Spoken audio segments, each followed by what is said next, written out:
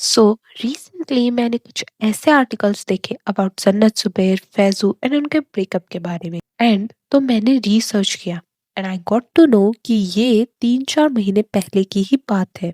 And recently जन्नत ने traders में पार्टिसिपेट किया था। उसके बाद जन्नत को काफी ज्यादा टेंशन मिल रहा है, so people are also curious about her dating life. And जब मैंने उनके रिलेशनशिप के बारे में थोड़ा रिसर्च किया, उन्होंने रिसेंटली ब्रेकअप किया है and it was very messy. Even Jannat and Faizu के फैन पेजेस ने भी कुछ चैट्स के स्क्रीनशॉट शेयर किए हैं एंड उनसे ये क्लेम किया जा रहा है कि फैजू बिट्रेड हर। सो फर्स्ट थिंग फर्स्ट, अगर आप जानते ही नहीं है कि फैजू और जन्नत कौन है, तो जन्नत एक चाइल्ड एक्टर है और उनके 17 साल हो गए हैं इस इंडस्ट्री में।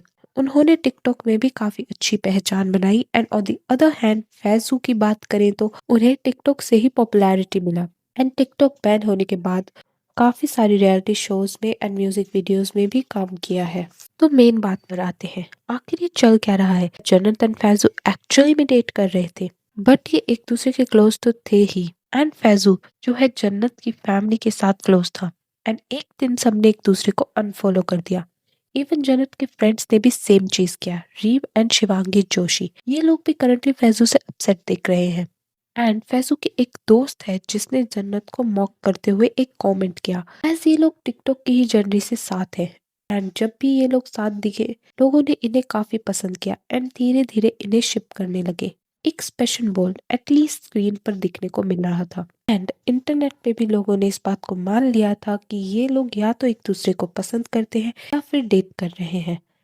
एंड इस चीज से कभी फैजू या जन्नत को ऑफेंड होते हुए नहीं देखा, यहाँ तक कि इन्होंने कभी अपने फैन पेजेस को फर्मली मना नहीं किया कि एडिट्स मत बनाओ या हमें शिप मत करो। ऑल्सो आई फील ये लोग भी उन एडिट्स को एंजॉय कर रहे थे एंड इसके पीछे रीजन ये है कि खुद फैजू उन फैन पेजेस से इंटरेक्ट करते हुए दिखाई दिए जो इन दोनों को शिप करते थे। फैन पेजेस ने खुद वो चैट्स डाली है जहां फैजू पेजेस से बात करते नजर आए थे और जस्टिफिकेशन देते नजर आए थे।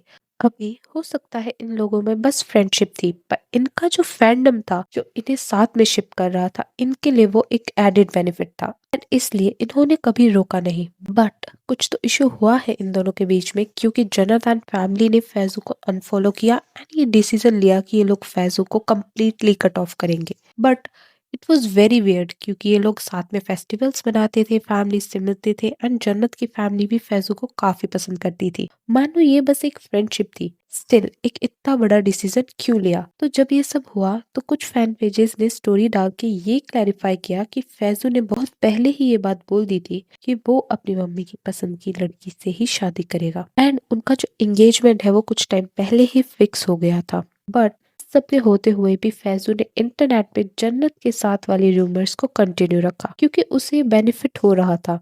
बट अभी फैजू ने एंगेजमेंट वाले रूमर को डिनाई कर दिया है।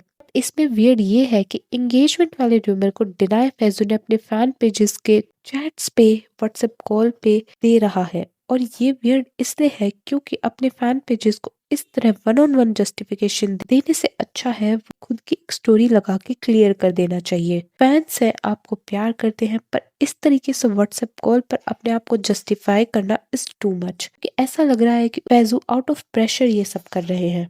पर ये सब सिर्फ फैन पेजेस या उनके आपस के कमेंट्स होते तो शायद रूमर्स की तरह हैंडल किया जा सकता था, पर यहाँ पर फैजू के एक दोस्त ने भी कमेंट किया है, विच इज रियली वियर्ड। कोई ऐसा इंटरनेट पे मोक क्यों करेगा। एंड इसके बाद ही र्यूमर थोड़ा बेसलेस नहीं रहता है, क्योंकि फैजू के आसपास वाले लोग ही ऐसे कमेंट्स कर रहे हैं एंड ऑब्वियसली उसके दोस्त को कुछ ना कुछ तो पता ही होगा जो उसने ये बोला।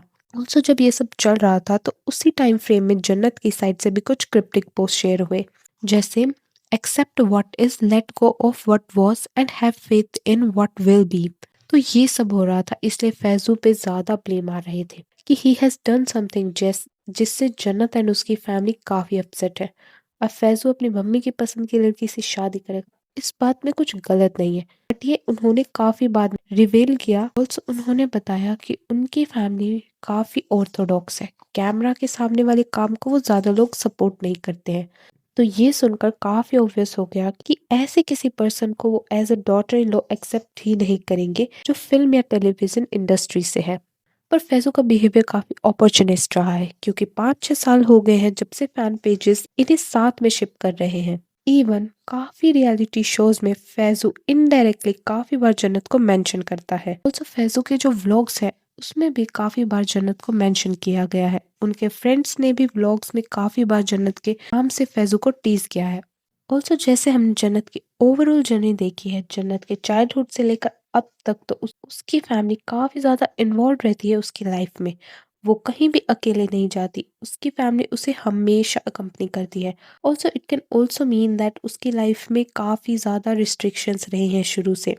ऑल्सो सिर्फ एक फैजू था जिसके साथ उसकी फैमिली ने एक ट्रस्ट दिखाया था। ये नहीं कह रही हूँ कि ये सब गलत है, सबका पेरेंटिंग स्टाइल डिफरेंट होता है। बट जब अगर आप सिर्फ एक पर्सन के साथ एक स्पेशल बॉन्ड शेयर करते हो एंड जब सोशल मीडिया पे भी कॉन्टिन्यूसली एक बॉन्ड को हाइप किया जाता है तो माइंड इवेंचुअली उसे मानने लग जाता है। जैसे अपूर्वा एंड जन्नत की फ्रेंडशिप का एग्जांपल ले लो, तो थिएटर्स में शूटिंग करके करके आने के बाद ये लोग एक दूसरे के टच में नहीं थे एंड उस पॉइंट पे उन्होंने रियलाइज ही नहीं किया था कि उनकी दोस्ती कितनी ज्यादा अच्छी थी। बट लेटर ऑन जब उन्होंने एपिसोड्स में देखा एंड इवन एडिट्स देखे अपनी फ्रेंडशिप पर, देन दे रियलाइज कि उनकी फ्रेंडशिप एक्चुअल में काफी अच्छी थी और उन्होंने उसके बाद एक दूसरे के टच में दोबारा आए।